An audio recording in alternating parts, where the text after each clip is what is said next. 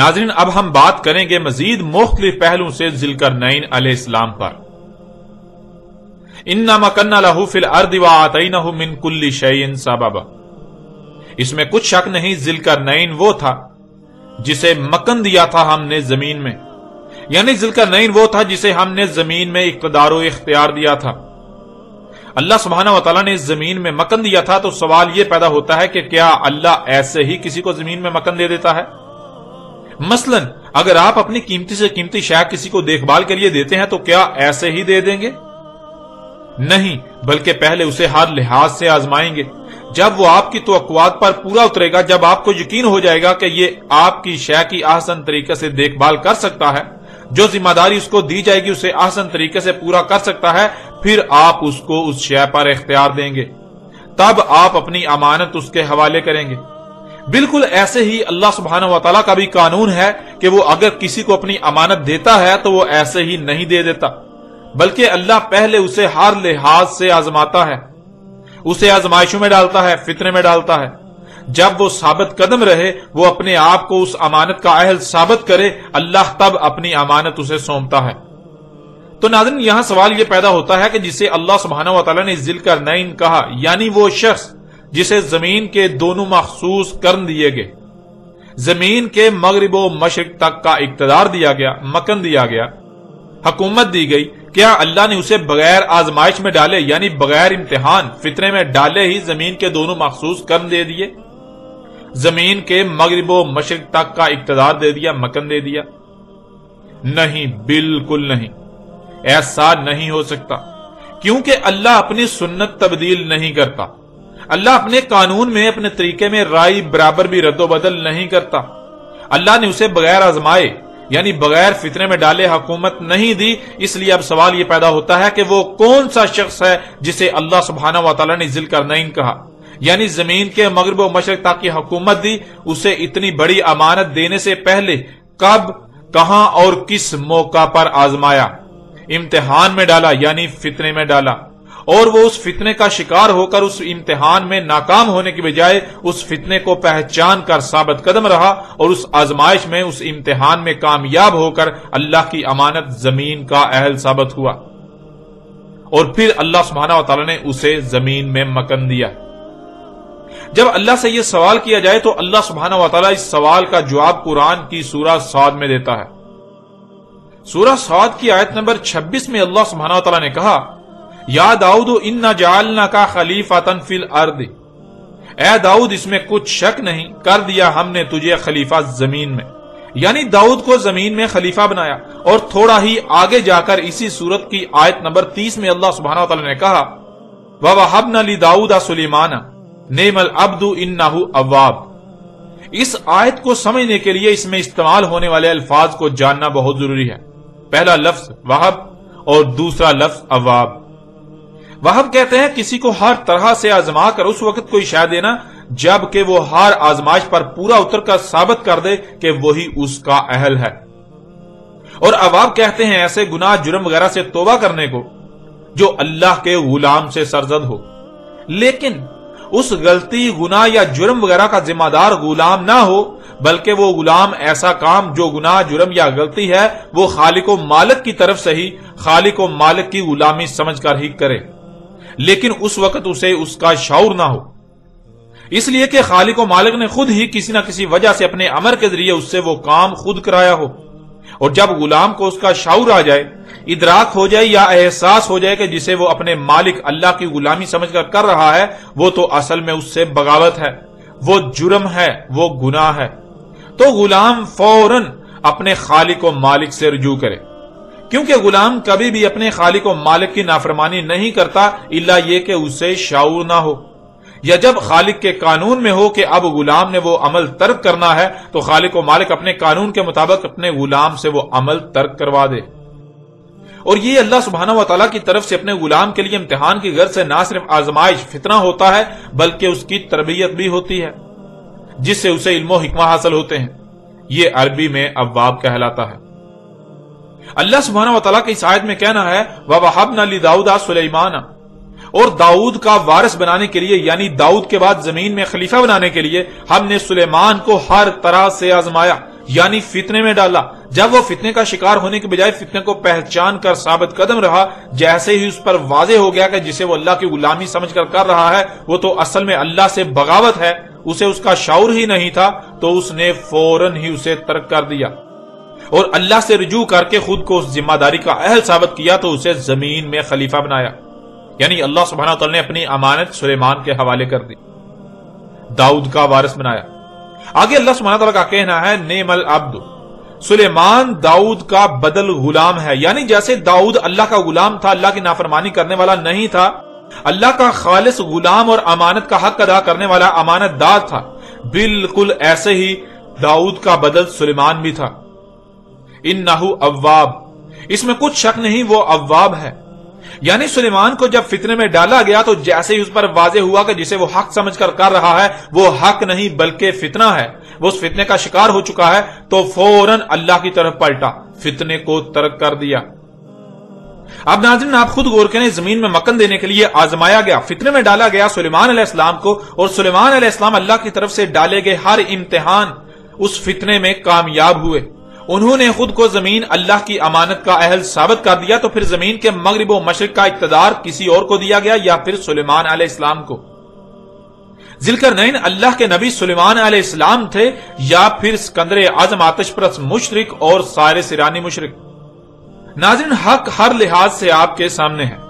جب القرنین یعنی مخصوص دو کرن زمین کے مغرب و مشرق تک مکن دینے کے لیے آزمایا گیا داؤد کے بیٹے سلیمان کو، فتنے میں ڈالا گیا داؤد کے بیٹے سلیمان کو، اور پھر سلیمان ہر لحاظ سے اس فتنے میں کامیاب رہے، اس نے خود کو القرنین کا اہل ثابت کیا، تو القرنین کسی اور کو دے دیے گئے، وہ بھی ان کو جو مشرک اعظم تھے، سکندر اعظم یا سائرس ایرانی۔ ایسا کیسے ہو سکتا ہے؟ اس لیے ذوالقرنین وہ شخصیت جسے دونوں مخصوص کرن حاصل ہوئے، یعنی زمین کے مغرب و مشرق کا اقتدار دیا گیا، جسے زمین کے مغرب و مشرق تک مکن دیا گیا، وہ اللہ کے نبی سلیمان علیہ السلام تھے، نہ کہ کوئی اور۔ وہ داؤد کے بیٹے سلیمان علیہ السلام تھے، نہ کہ سائرس ایرانی یا اسکندر اعظم مشرک۔ ناظرین حق کس قدر واضح ہو جانے کے باوجود بھی اگر کوئی یہ کہتا ہے کہ نہیں سلیمان کے علاوہ کوئی اور ذوالقرنین تھا، تو جسے بھی وہ ذوالقرنین کہے اسے یہ ثابت کرنا ہوگا کہ اللہ نے اسے اس مقصد کے لیے اپنی امانت دینے کے لیے آزمایا، فتنے میں ڈالا، اور پھر وہ اس فتنے میں کامیاب رہا اور خود کو القرنین کا اہل ثابت کر دیا۔ اور اگر کوئی ایسا نہیں کر سکتا، جو کہ ناممکن ہے، تو وہ جان لے دنیا کی کوئی طاقت حق کا رد نہیں کر سکتی۔ ذوالقرنین اللہ کے نبی داؤد کے بیٹے سلیمان علیہ السلام تھے، دنیا کی کوئی طاقت اس بات کا رد نہیں کر سکتی۔ پھر ناظرین دیکھیں اللہ سبحانہ تعالی نے سورہ صاد میں آگے یہ بات بھی بالکل واضح کر دی کہ سلیمان علیہ السلام کو فتنے میں ڈالا تھا، یعنی سلیمان کو آزمایا تھا، اور پھر اس کے بعد جو کچھ ہوا وہ بھی اللہ سبحانہ وتعالی نے اس قرآن میں اگلی آیات میں بالکل واضح کر دیا۔ سورہ صاد کی آیت نمبر 34 میں اللہ سبحانہ وتعالی کا کہنا ہے وَلَقَدْ فَتَنَّا سُلَيْمَانَ وَأَلْقَيْنَا عَلَى كُرْسِيِّهِ جَسَدًا ثُمَّ أَنَابَ۔ وَلَقَدْ فَتَنَّا سُلَيْمَانَ، اور تحقیق کے یعنی تم اپنی تحقیق کر لو، اپنے گوڑے دوڑا لو، جو کہا جا رہا ہے یہی حق ہے، یہی حقیقت تمہارے سامنے آئے گی کہ فتنے میں ڈالا تھا ہم نے سلیمان کو، یعنی آزمایا ہم نے سلیمان کو، اور وہ فتنہ کیا تھا اللہ سبحانہ وتعالی نے وہ بھی آگے واضح کر دیا۔ وَأَلْقَيْنَا عَلَى كُرْسِيِّهِ جَسَدًا، اور ڈالا تھا ہم نے اس کی کرسی پر ایک جسد، ثُمَّ أَنَابَ، پھر حق واضح ہونے پر فوراً پلٹا، اللہ سے رجوع کیا۔ ناظرین جیسا کہ دجال کے موضوع پر گزشتہ ایک ساتھ میں یہ بات کھول کھول کر واضح کی جا چکی کہ وہ اقوام جو اس قرآن کے نزول سے پہلے زمین پر آباد تھیں، جیسے کہ قوم نوح، قوم عاد، قوم سمود، قوم لوط، قوم شعیب یا پھر آل فرعون وغیرہ، وہ لوگ قوت میں بہت بڑھ کر تھے۔ یعنی آج انسانوں کو جو قوت حاصل ہے مشینوں کی صورت میں، ایجادات کی صورت میں، اور بلند و بانگ عمارتوں، آسائشوں، سہولتوں، آسانیوں کی صورت میں، یا پھر اسلحے و بارود کی صورت میں، وہ قومیں موجودہ قوم یعنی دنیا میں آباد موجودہ لوگوں سے ان سب میں 90% بڑھ کر تھیں۔ موجودہ قوم یعنی دنیا میں آباد موجودہ لوگوں کے پاس جو ٹیکنالوجی ہے، جو ایجادات ہیں، یہ جو قوت ہے، یہ ان قوموں کا 10% بھی نہیں ہے۔ جیسے موجودہ قوم یعنی دنیا میں آباد موجودہ لوگ اپنی ایجادات کا ایک ہی پہلو سامنے رکھتے ہوئے اسے ترقی کا نام دیتے ہیں، اسے سائنسی ترقی کا نام دیتے ہیں اور اس کے دوسرے پہلو سے بالکل غافل ہیں، اسے نظر انداز کر دیتے ہیں یا انہیں نظر ہی نہیں آتا۔ بالکل یہی معاملہ ان قوموں کا بھی تھا۔ جیسے موجودہ قوم یعنی دنیا میں آباد موجودہ لوگ اپنی ایجادات، ان سائنسی ایجادات کا ایک ہی پہلو سامنے رکھتے ہوئے اسے سائنسی ترقی کا نام دیتے ہیں اور اس کے دوسرے پہلو سے بالکل غافل ہیں، اسے نظر انداز کر دیتے ہیں یا انہیں نظر ہی نہیں آتا۔ بالکل یہی معاملہ ان قوموں کا بھی تھا۔ اور جب ترقی کے نام پر زمین و آسمانوں میں کیا گیا فساد عظیم ظاہر ہوا تو وہ قومیں اس کا ایسے شکار ہوئی کہ ان کا نام و نشان تک مٹ گیا۔ یعنی جدیدیت اور ترقی کے نام پر جب ان قوموں نے بھی موجودہ قوم کی طرح زمین و آسمانوں میں مفسد اعمال کیے اور جب ان مفسد اعمال کے رد عمال انتہائی تباہ کن ہلاکتوں کی صورت میں وقوع پذیر ہوئے تو ان کے اپنے ہی ہاتھوں سے کیے جانے والے اعمال کے سبب ان کا نام و نشان تک مٹ گیا، اور بعد والوں کو جو پیچھے بچے جو کچھ وہ چھوڑ کر گئے تھے اس کا وارث بنا دیا گیا۔ آل فرعون کو جب غرق کیا گیا تو جو کچھ آل فرعون چھوڑ کر گئے اس کا وارث پیچھے رہ جانے والوں کو بنا دیا گیا، یعنی مصری قوم کو۔ اور پھر بعد میں جا کر جب داؤد علیہ السلام کو زمین میں خلیفہ بنایا گیا، یعنی داؤد علیہ السلام کو اقتدار حاصل ہوا، تو داؤد علیہ السلام نے مصر کو بھی فتح کر لیا۔ مصر فتح کرنے سے مصری قوم جو کہ نسل در نسل آل فرعون جو کچھ ترک کیے ہوئے تھے اس کی وارث تھی، مصری قوم کے پاس علم اور اسباب تھے تو داؤد علیہ السلام کو وہ علم و اسباب حاصل ہو گئے، یعنی داؤد علیہ السلام کو اس وقت کی اعلیٰ ترین ٹیکنالوجی حاصل ہوئی جس سے داؤد علیہ السلام کا اقتدار مزید مضبوط ہو گیا۔ اور جب داؤد کے بعد اس کے بیٹے سلیمان کو اقتدار منتقل ہوا تو اس وقت سلیمان کو اتنا علم نہیں تھا، لیکن سلیمان خالص اللہ کا غلام تھا۔ سلیمان نے دیکھا کہ جو کچھ اسے وراثت میں ملا ہے یہ سب عوام کی خدمت کے لیے ہے اور یہی اس کی ذمہ داری ہے۔ یوں سلیمان علیہ السلام نے وراثت میں ملنے والی ٹیکنالوجی کو عوام کی فلاح و بہبود کے نام پر استعمال کرنا شروع کر دیا، انسانیت کی خدمت کے نام پر استعمال کرنا شروع کر دیا۔ جدید سفر کے ذرائع کی مارکیٹیں وجود میں آ گئی، بیجوں میں جنیاتی تبدیلیاں کر کے زیادہ خوشنما اور کم وقت میں فصلیں اگائی جانے لگیں، جس سے بیماریاں اور فساد آہستہ آہستہ بڑھنے لگا۔ سلیمان کو اس بات کا اندازہ نہیں تھا کہ ان بیماریوں کے بڑھنے کی وجوہات کیا ہیں، بلکہ وہ الٹا اپنے سائنسدانوں کو ان بیماریوں پر قابو پانے کے لیے ادویات کی تیاری میں لگائے رہا کہ وہ انسانیت کی خدمت کر رہے ہیں۔ یعنی وراثت میں ملنے والے تمام وسائل و اسباب کو انسانیت کی خدمت کے نام پر استعمال کیا جانے لگا، جو کہ در حقیقت فساد تھا۔ اور پھر ایک وقت ایسا آیا کہ سلیمان کے ہاں ایک بچہ پیدا ہوا جو نامکمل اور بے جان در تھا، جس وجہ سے سلیمان پر اس فتنے کی حقیقت بالکل چاک ہو گئی۔ جب سلیمان کے اپنے ہاں ایسا بچہ پیدا ہوا جو نامکمل اور بے جاندار تھا، تب سلیمان نے کہا کہ یہ اللہ کی خلق نہیں ہو سکتی، کیونکہ اللہ کے لیے تو ہے ہی حمد۔ اللہ ایسا خلق نہیں کرتا جس میں حمد نہ ہو، جس میں خامیاں، خرابیاں اور نقائص ہوں۔ اللہ تو احسن الخالقین ہے۔ اللہ جو بھی خلق کرتا ہے وہ احسن خلق کرتا ہے، ایسا بہترین خلق کرتا ہے جس سے بہتر اور کوئی نہ ہو، اور جو احسن نہیں ہے، جس میں خامیاں خرابیاں ہوں، وہ اللہ کی خلق نہیں ہو سکتی، اس کا خالق اللہ نہیں ہو سکتا۔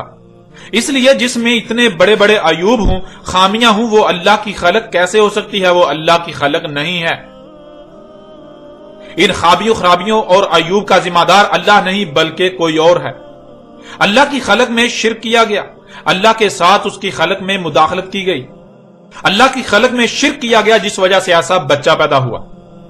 تو حق کیا ہے اسے جاننے کے لیے سلیمان علیہ السلام نے اس نامکمل اور بے جان دردنما پیدا ہونے والے بچے پر تحقیقات کا حکم جاری کر دیا۔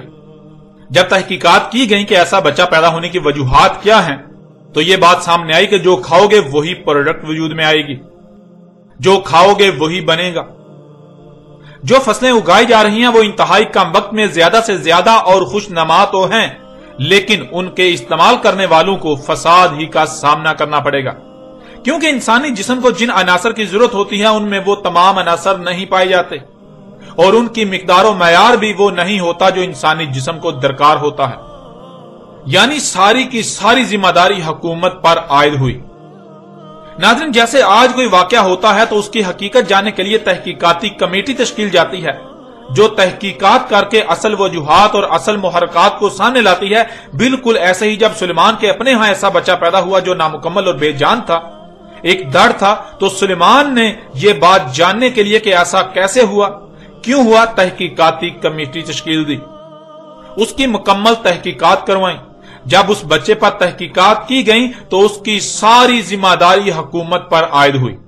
حکومت کے سربراہ چونکہ سلیمان علیہ السلام تھے، اس لیے ساری ذمہ داری سلیمان کی کرسی پر پڑی کہ سلیمان جو کہ ریاست کا سربراہ ہے، اس کی اجازت اور اس کے احکامات سے ہی بیجوں میں جنیاتی تبدیلیاں کی جا رہی ہیں، اس کے حکم سے ہی حکومتی سرپرستی میں انسانیت کی خدمت کے نام پر یہ سب ہو رہا ہے۔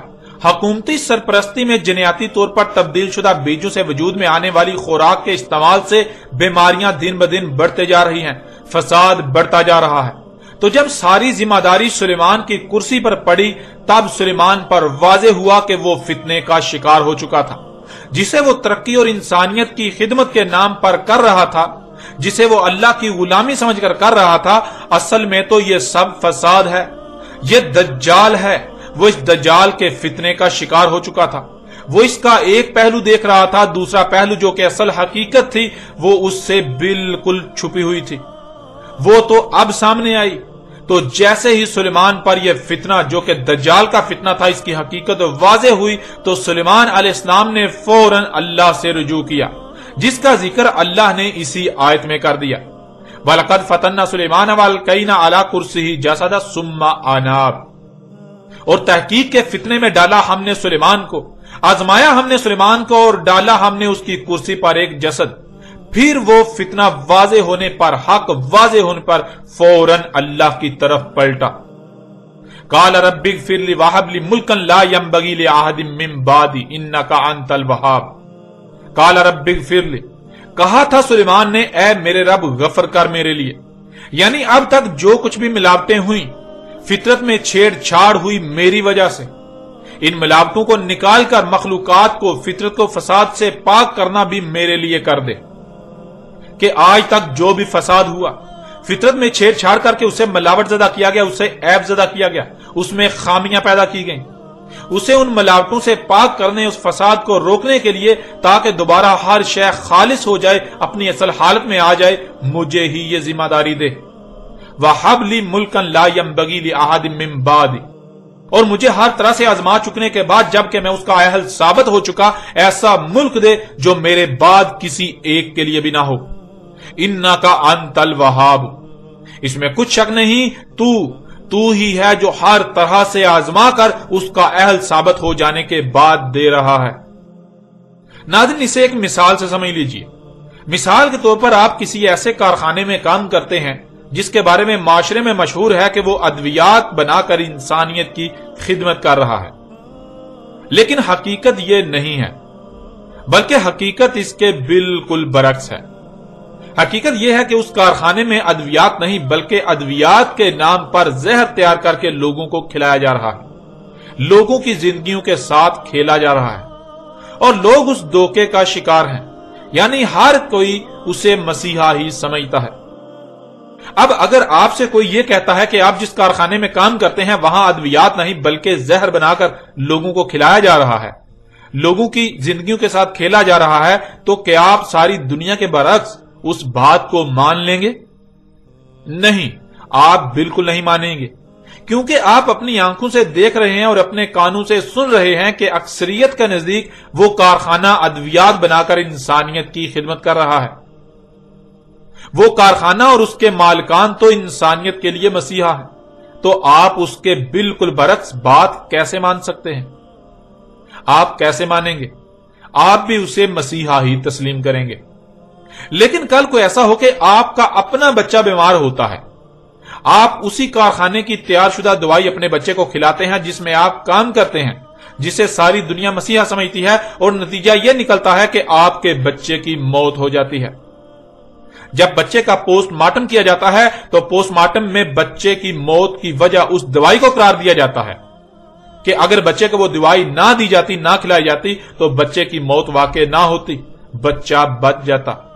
تو اب آپ سے سوال ہے کہ ایسی صورت میں آپ کی سوچیں، آپ کے جذبات، آپ کے خیالات، آپ کے تاثرات کیا ہوں گے؟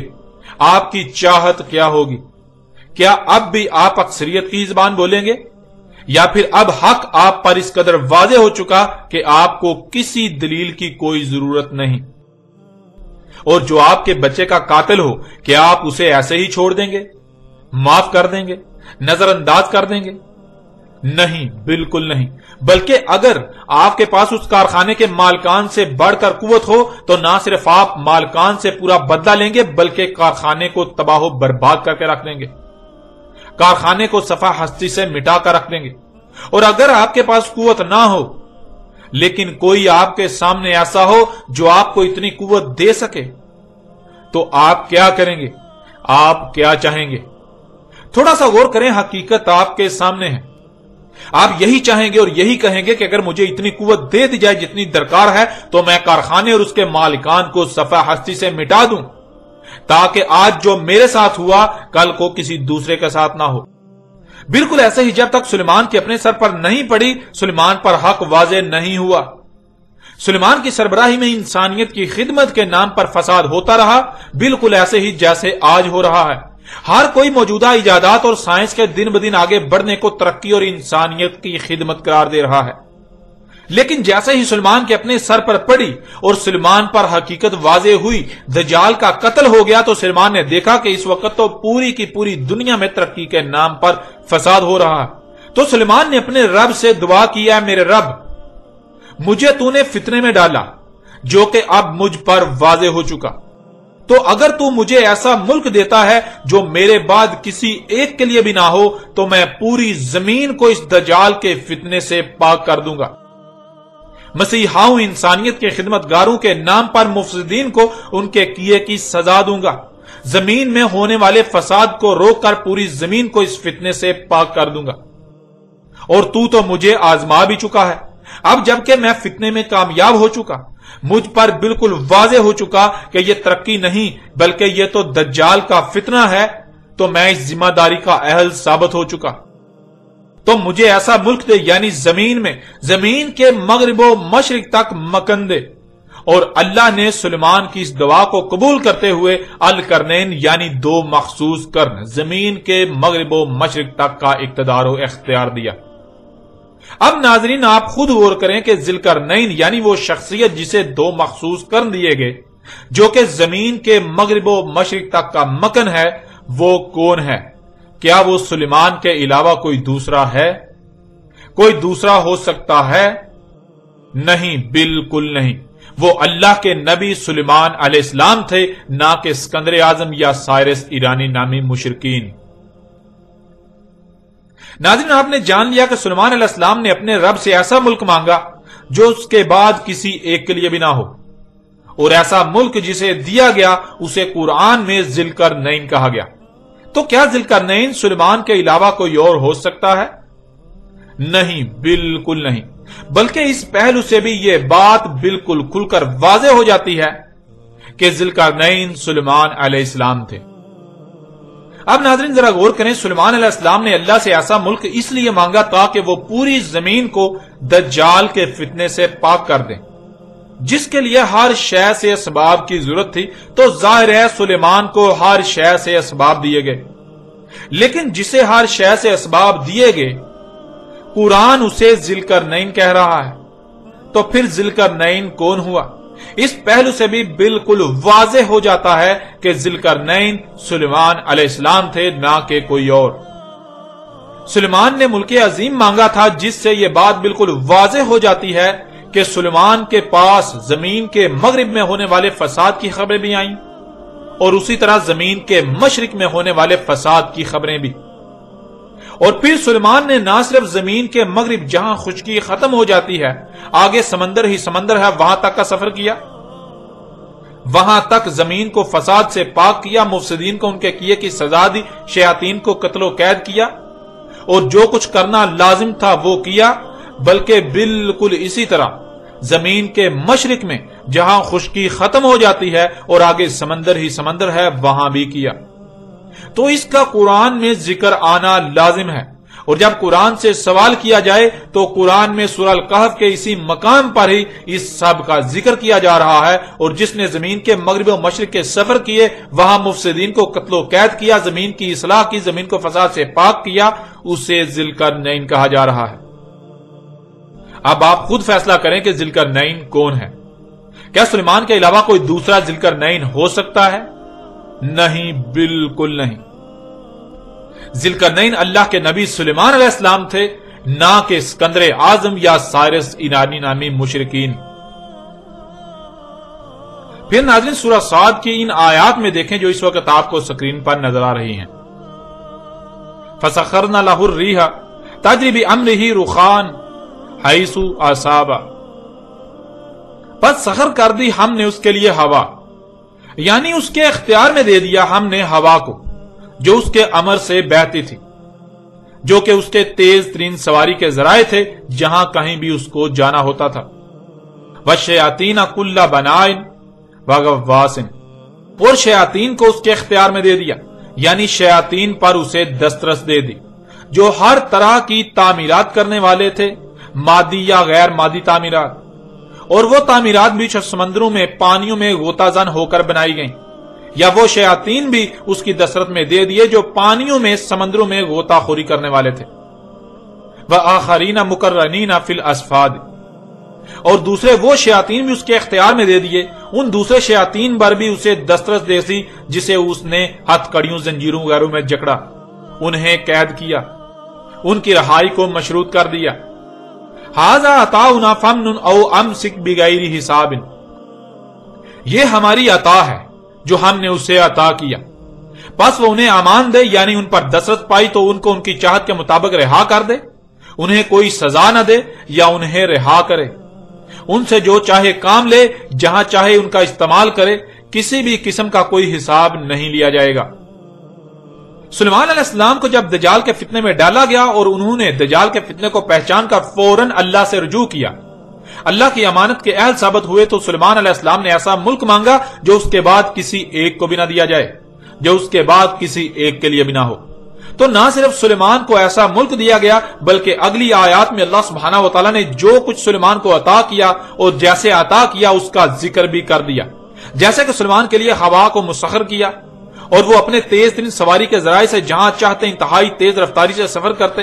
یہاں سوال یہ پیدا ہوتا ہے کہ وہ سفر انہوں نے کہاں اور کیوں کیے، تو اگلی ہی آیات میں اس سوال کا جواب بھی دے دیا۔ سلیمان کو ایسے ایسے ماہر شیاطین پر دسترس دی گئی جو ہر طرح کی مادی اور غیر مادی تعمیرات کے ماہر تھے، اور وہ بھی جو پانیوں میں سمندروں میں غوطہ خوری کے ماہر تھے، اور وہ شیاطین بھی جنہیں سلیمان نے ہتھ کڑیوں میں مضبوطی سے جکڑ کر قید کیا، جن کی رہائی کو مشروط کر دیا۔ تو جب سلیمان نے ان لوگوں پر دسترس پائی تو اللہ نے سلیمان سے کہا کہ انہیں امان دے یا ان سے کام لے، انہیں قید کر، انہیں سزا دے، تجھ سے کسی قسم کا کوئی حساب نہیں لیا جانے والا۔ ناظرین، اس سے پہلی بات تو یہ ثابت ہو جاتی ہے کہ سلیمان نے تیز ترین فضائی سفر کے ذرائع سے جو سفر کیے، ان کا مقصد زمین میں ہونے والے فساد کی جڑ مفسدین شیاطین، جنہیں انسان سائنسدانوں کا نام دیتے ہیں، یا وہ لوگ جو دنیا پر براہ راست اثر انداز ہونے کی صلاحیت رکھتے ہیں، ان تک پہنچنے، ان پر دسترس پانے کے لیے سفر کیے۔ اور پھر جب انہیں قتل و قید کیا تو اس کا اختیار بھی اللہ نے سلیمان کو ہی دے دیا، سلیمان جو چاہے ان کے ساتھ کرے۔ اور حیران کن طور پر اسی واقعے کو ایک دوسرے پہلو سے سورہ الکہف میں سلیمان کی جگہ ذوالقرنین کا لفظ استعمال کرتے ہوئے بیان کیا گیا۔ فَأَتْبَعَ سَبَبًا حَتَّى إِذَا بَلَغَ مَغْرِبَ الشَّمْسِ وَجَدَهَا تَغْرُبُ فِي عَيْنٍ حَامِئَةٍ وَوَجَدَ عِندَهَا قَوْمًا قُلْنَا يَا ذَا الْقَرْنَيْنِ إِمَّا أَن تُعَذِّبَ وَإِمَّا أَن تَتَّخِذَ فِيهِمْ حُسْنًا قَالَ أَمَّا مَنْ ظَلَمَ فَسَوْفَ نُعَذِّبُهُ ثُمَّ يُرَدُّ إِلَى رَبِّهِ فَيُعَذِّبُهُ عَذَابًا نُكْرًا وَأَمَّا مَنْ آمَنَ وَعَمِلَ صَالِحًا فَلَهُ جَزَاءً الْحُسْنَى وَسَنَقُولُ لَهُ مِنْ أَمْرِنَا يُسْرًا ثُمَّ أَتْبَعَ سَبَبًا حَتَّى إِذَا بَلَغَ مَطْلِعَ الشَّمْسِ وَجَدَهَا تَطْلُعُ عَلَى قَوْمٍ لَمْ نَجْعَل لَّهُم مِّن دُونِهَا سِتْرًا كَذَلِكَ وَقَدْ أَحَطْنَا بِمَا لَدَيْهِ خُبْرًا ثُمَّ أَتْبَعَ سَبَبًا حَتَّى إِذَا بَلَغَ بَيْنَ السَّدَيْنِ وَجَدَ مِن دُونِهِمَا قَوْمًا لَا يَكَادُونَ يَفْقَهُونَ قَوْلًا۔ ناظرین، وہ شخصیت جسے ذوالقرنین کہا گیا، اس کی پہچان کے لیے بتا دیا گیا کہ ذوالقرنین وہ ہے جس کو نہ صرف زمین میں مکن دیا بلکہ ہر شے سے اسباب دیے۔ ان اسباب میں سے سبب کے ذریعے جب اس کے پاس خبر آئی زمین کے مغرب کی طرف ہونے والے فساد کی تو اس نے اس کی اتباع کی، یعنی اس کے پیچھے پڑا۔ پھر جہاں پہنچا وہاں ایک ایسی قوم کو پایا جو مفسد قوم تھی، یعنی زمین میں فساد کرنے والے لوگ۔ اور جب ذوالقرنین نے ان پر دسترس پا لی تو اللہ نے کہا قُلْنَا يَا ذَا الْقَرْنَيْنِ إِمَّا أَن تُعَذِّبَ وَإِمَّا أَن تَتَّخِذَ فِيهِمْ حُسْنًا، اے ذوالقرنین، یعنی اے وہ جسے دو مخصوص کر دیے گئے زمین کے مغرب و مشرق، تجھے اختیار ہے، تو جو چاہے ان کے ساتھ کر۔ اگر تو چاہے تو انہوں نے جو فساد کیا ان کے کیے کہ انہیں سزا دے، اور تو چاہے تو ان کو سزا دینے کے بجائے ان میں حسن اخذ کر۔ یعنی زمین میں ہونے والے فساد کی روک تھام کے لیے اگر یہ تیرے کام آ سکتے ہیں، مخلوقات پر احسان کرنے کے لیے یہ تیرے کام آ سکتے ہیں، تو ان سے وہ کام لے، تجھ سے ان کے بارے میں کوئی حساب نہیں لیا جائے گا۔ اور پھر جب وہ شخصیت جسے ذوالقرنین کہا گیا وہ مشرق میں پہنچی اسباب کی اتباع میں، تو وہاں بھی اس نے وہی کیا اور وہاں بھی اللہ نے اس سے وہی کہا۔ اب ناظرین آپ خود غور کریں، اللہ سبحانہ تعالیٰ نے ایک ہی واقعے کو دو مختلف پہلوں سے قرآن میں بیان کیا۔ ایک مقام پر نام کے ساتھ ذکر کیا سلیمان، اور دوسرے مقام پر سلیمان نام کی بجائے لفظ ذوالقرنین کا استعمال کیا، جس کے معنی وہ شخص جسے دونوں مخصوص قرن حاصل ہوئے، جو کہ زمین کے مغرب و مشرق تک مکن ہے۔ اس پہلو سے بھی یہ بات بالکل کھل کر واضح ہو جاتی ہے کہ ذوالقرنین کوئی اور نہیں بلکہ اللہ کے نبی سلیمان علیہ السلام تھے۔ وہ سلیمان علیہ السلام ہی تھے جس نے مغرب و مشرق کے سفر کیے اور وہاں شیاطین جو کہ زمین میں فساد کے ذمہ دار تھے ان پر دسترس پائی، تو انہیں اللہ نے ہر قسم کا اختیار دے دیا کہ انہیں سزا دے، یا پھر وہ زمین میں فساد ختم کرنے میں، زمین کی اصلاح کرنے میں معاون ثابت ہوتے ہیں تو ان سے کام لے، اس سے کوئی حساب نہیں لیا جائے گا۔ اس لیے ذوالقرنین کوئی اور نہیں بلکہ سلیمان علیہ السلام تھے۔ پھر ناظرین ذرا غور کریں، جب ذوالقرنین مغرب و مشرق میں زیر سمندر بنائی جانے والی صدین یعنی دو رکاوٹوں کے درمیان پہنچا، تو وہاں جس قوم یعنی جن لوگوں کو پایا ان کے بارے میں قرآن کیا کہتا ہے؟ ثم اتبع سببا حتى اذا بلغ بين السدين وجد من دونهما قوما لا يكادون يفقهون قولا۔ پھر اس نے اتباع کی سبب کی یہاں تک کہ پہنچا مغرب اور مشرق والی دونوں رکاوٹوں کے درمیان، یعنی پہلے اس نے مغرب کا سفر کیا، وہاں مفسدین شیاطین کو قتل و قید کیا تو وہاں ایک صد قائم کی، پھر مشرق کی طرف سفر کیا تو وہاں بھی وہی کیا، وہاں بھی ایک صد قائم کی، پھر ان صدین یعنی مغرب و مشرق والی دونوں رکاوٹوں کے درمیان پہنچا تو وہاں بھی نہ صرف دو رکاوٹیں پائیں بلکہ ان کے علاوہ ایک قوم کو بھی پایا، ایسی قوم جو کسی ایک بھی بات کو سمجھنے کے قریب بھی نہ تھی۔ لیکن اس کے باوجود وہ شخصیت جسے ذوالقرنین کہا گیا اس نے نہ صرف ان کی ہر بات کو سمجھا بلکہ انہیں اپنی ہر بات سمجھائی بھی۔ اب ناظرین ذرا غور کریں، اگر سکندر اعظم یونانی یا سائرس ایرانی مشرکین ان دونوں میں سے کوئی ایک بھی ذوالقرنین تھا تو انہیں ایسی صلاحیت حاصل تھی کہ وہ کسی ایسی قوم سے بات چیت کر سکتے تھے، ان کا مسئلہ سمجھ سکتے تھے، انہیں اپنی ہر بات سمجھا سکتے تھے، جو لوگ کسی ایک بھی بات کو سمجھنے والے نہیں تھے۔ اور اگر اللہ سے سوال کریں کہ اے اللہ وہ کون سا شخص تھا جسے ایسے اسباب بھی دیے گئے جن کے ذریعے وہ ان سے بھی بآسانی کلام کر سکتا تھا جو کوئی ایک بھی بات سمجھنے کی صلاحیت نہیں رکھتے تھے، تو اللہ نے اس سوال کا جواب بھی قرآن میں بالکل واضح دے دیا۔ سورہ نمل کی آیت نمبر 18 اور 19 میں اللہ سبحانہ و تعالیٰ کا کہنا ہے حَتَّى إِذَا أَتَوْا عَلَى وَادِ النَّمْلِ قَالَتْ نَمْلَةٌ يَا أَيُّهَا النَّمْلُ ادْخُلُوا مَسَاكِنَكُمْ لَا يَحْطِمَنَّكُمْ سُلَيْمَانُ وَجُنُودُهُ وَهُمْ لَا يَشْعُرُونَ فَتَبَسَّمَ ضَاحِكًا مِنْ قَوْلِهَا وَقَالَ رَبِّ أُوزِعْنِي أَنْ أَشْكُرَ نِعْمَتَكَ الَّتِي أَنْعَمْتَ عَلَيَّ وَعَلَى وَالِدَيَّ وَأَنْ أَعْمَلَ صَالِحًا تَرْضَاهُ وَأَدْخِلْنِي بِرَحْمَتِكَ فِي عِبَادِكَ الصَّالِحِينَ۔ سورہ نمل کی ان آیات میں اللہ سبحانہ تعالیٰ نے یہ بات واضح کر دی کہ سلیمان علیہ السلام وہ شخصیت تھے جنہیں انسان تو انسان بلکہ جاندار یہاں تک کہ چیونٹیوں تک سے کلام کرنے کی صلاحیت دی گئی تھی۔ سلیمان علیہ السلام وہ شخصیت تھے جنہیں ایسے اسباب بھی دیے گئے تھے جن سے وہ ہر کسی سے کلام کر سکتے تھے، وہ ایسے لوگوں سے بھی کلام کر سکتے تھے، بات کر سکتے تھے جو کوئی ایک بات بھی سمجھنے کی صلاحیت نہیں رکھتے تھے۔ ناظرین سے یہ بات بالکل کھل کر واضح ہو جاتی ہے کہ ذوالقرنین کوئی اور نہیں بلکہ اللہ کے صالح نبی سلیمان علیہ السلام تھے، جنہوں نے ایک ایسی قوم سے بآسانی کلام کیا جو کسی ایک بھی بات کو سمجھنے یا سمجھانے کی صلاحیت نہیں رکھتی تھی۔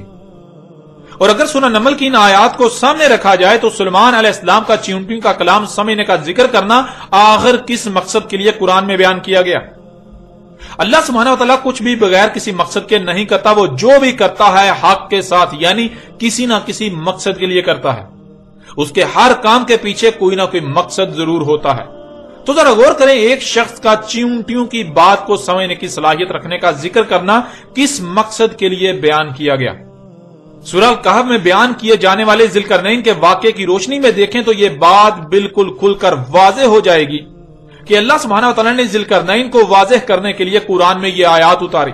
اس کے علاوہ ان آیات کے جو مقاصد ہیں ان پر بھی آگے چل کر اپنے موضوع کے تحت بات ہوگی، لیکن یہاں اس پہلو سے بھی یہ بات بالکل کھل کر واضح ہو جاتی ہے کہ ذوالقرنین اللہ کے نبی سلیمان علیہ السلام تھے، نہ کہ کوئی اسکندر اعظم یا سائرس ایرانی نامی مشرک۔ پھر ناظرین ذرا غور کریں، جب ذوالقرنین صدعین کے درمیان پہنچا اور وہاں دو چٹانوں کے درمیان درے کو بند کیا، اس درے کو بند کرنے کے لیے 12 کلومیٹر لمبی اور 5 کلومیٹر بلند چوٹیوں پر مشتمل سد قائم کی، رکاوٹ تعمیر کی، ایسی سد جو پوری ایک قوم کے بس کا کام نہیں تھا، جو ذوالقرنین نے کیا۔ ذرا غور کریں، کیا وہ سد بغیر اسباب کے بنائی جا سکتی تھی؟ اس کے لیے زبر الحدید یعنی خام صورت میں لوہا جو کہ پہاڑوں کو کاٹ کر پتھروں کی صورت میں حاصل ہوتا ہے، پہاڑوں کی مائننگ سے حاصل ہوتا ہے، وہ استعمال کیا گیا جو کہ لاکھوں ٹن پر مشتمل تھا۔ آخر وہ خام لوہا پہاڑوں سے کیسے حاصل کیا گیا؟ اس سے 12 کلومیٹر لمبی اور 5 کلومیٹر بلند آسمان کو چھوتی چوٹیاں کیسے بنائی گئیں؟ ان سب کے لیے نہ تو صرف ماہر تعمیرات جنہیں انجینئرز وغیرہ کہا جاتا ہے ان کی ضرورت ہوتی ہے، بلکہ انتہائی باری مشینری کی بھی ضرورت ہوتی ہے۔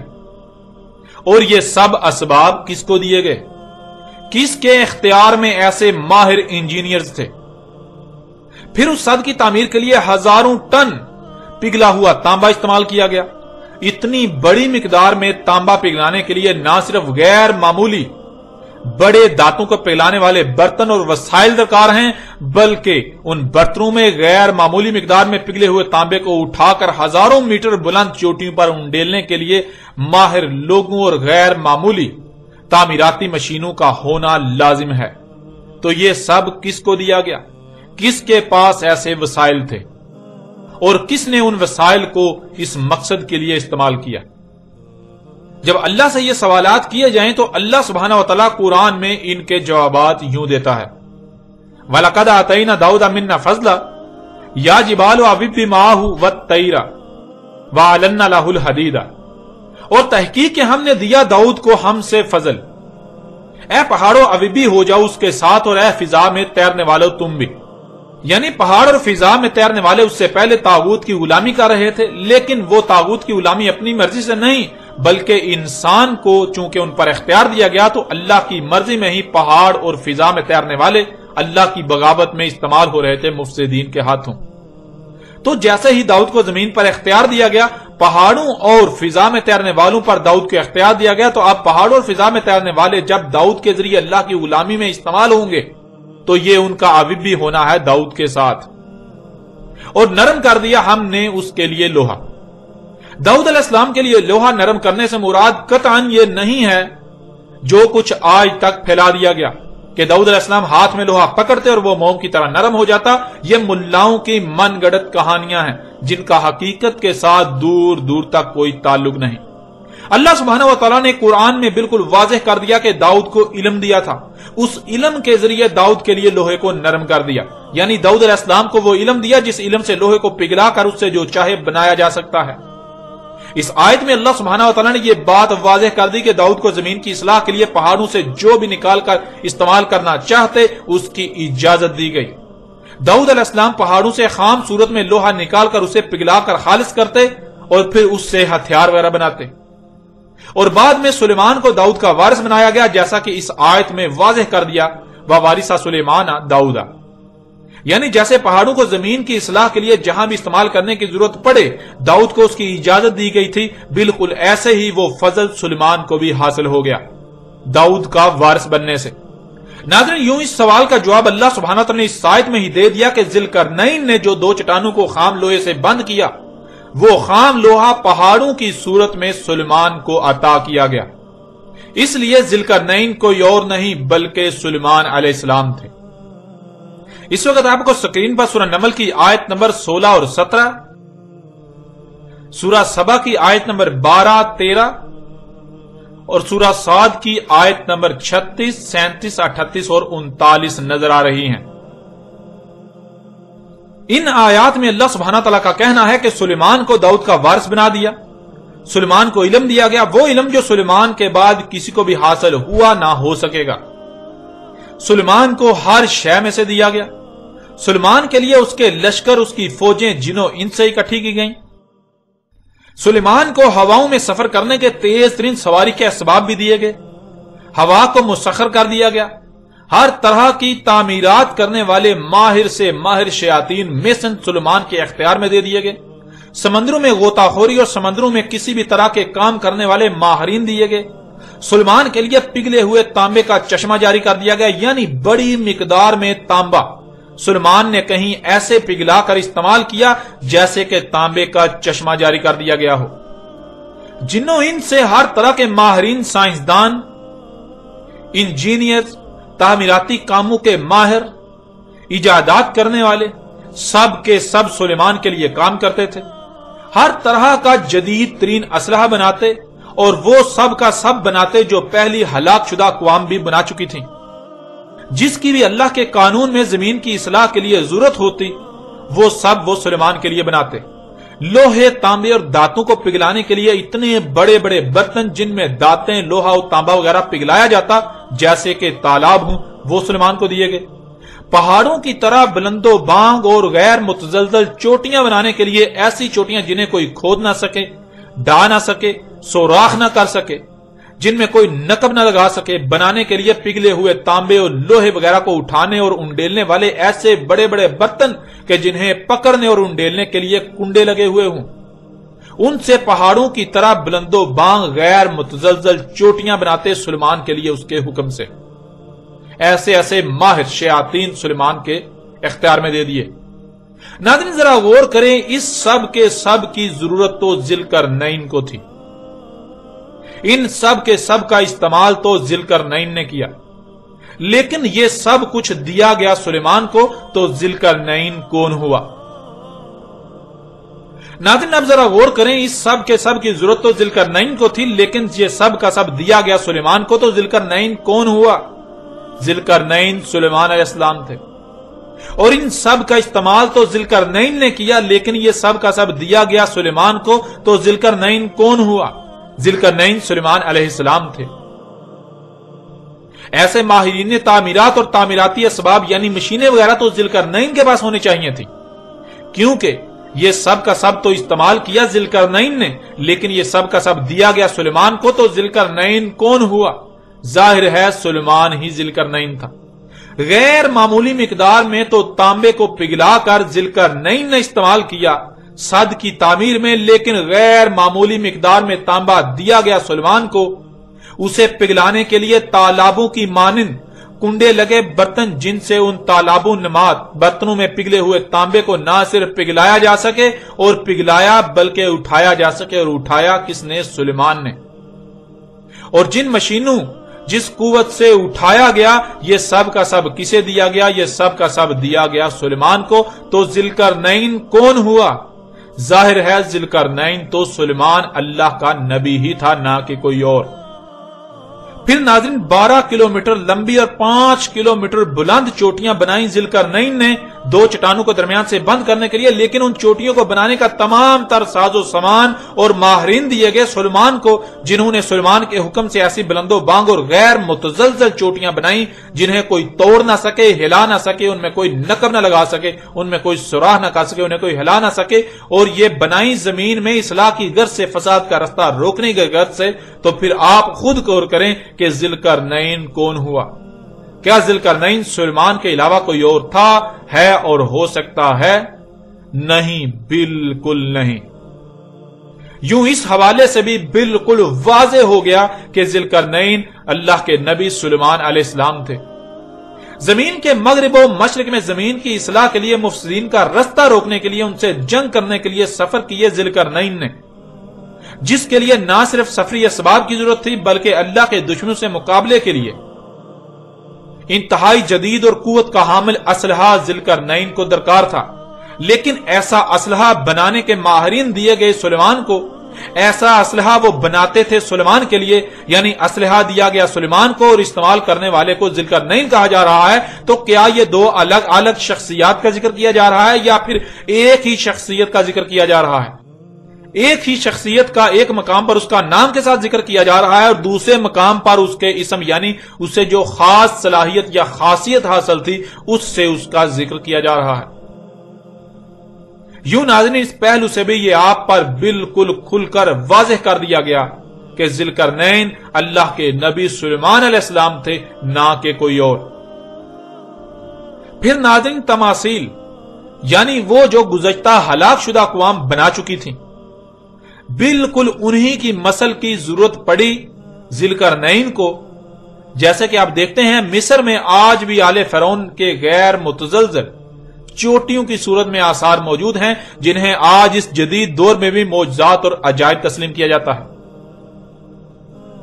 قوم نوح پر طوفان آیا، اس میں لہریں پہاڑوں کی مانند کئی کئی کلومیٹر بلند تھیں، جس کی وجہ یہ تھی کہ قوم نوح اتنی بلندی پر پہنچ چکی تھی۔ ان کی عمارتیں پہاڑوں کی مانند کئی کئی کلومیٹر بلند تھیں۔ ان عمارتوں کو بنانے کے لیے غیر معمولی قوت کی حامل مشینیں تھیں، اور ان سب کی تماثیل کی ضرورت تو ذوالقرنین کو پیش آئی۔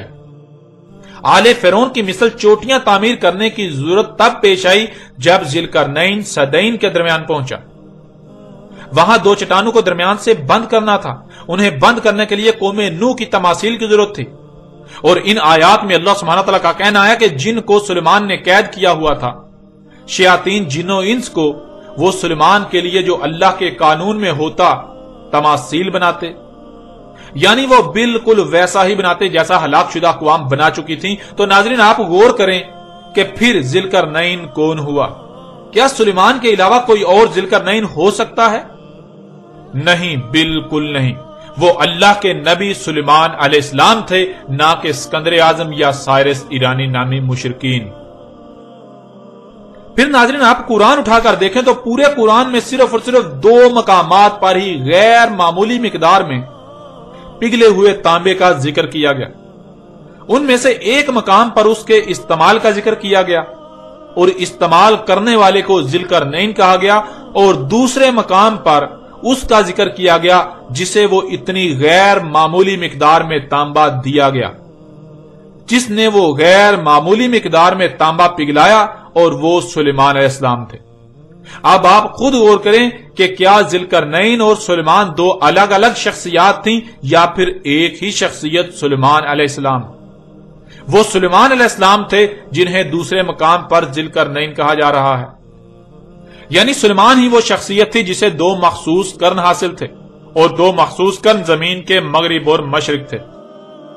سلیمان ہی وہ شخصیت تھی جسے زمین کے مغرب و مشرق تک کا اقتدار دیا گیا، یعنی مکن دیا گیا۔ اب ناظرین دنیا کی کوئی طاقت اس حق کا رد نہیں کر سکتی کہ ذوالقرنین داؤد علیہ السلام کے بیٹے سلیمان علیہ السلام تھے۔